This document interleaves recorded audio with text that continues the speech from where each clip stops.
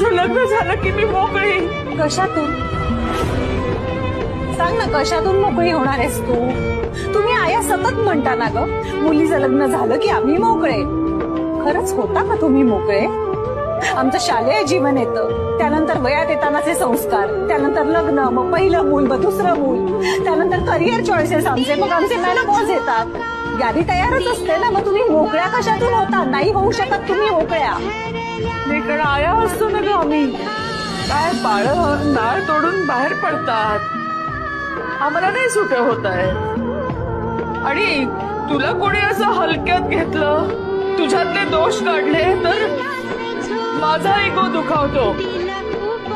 असं माझ्या मुलीला कोणी कसं बोलू शकतं? एक वेळ मला बोला, पण माझ्या मुक्ताला बोलायचं नाही. हा अगं, तू माझा हळवा कोपरा आहेस. माझं तू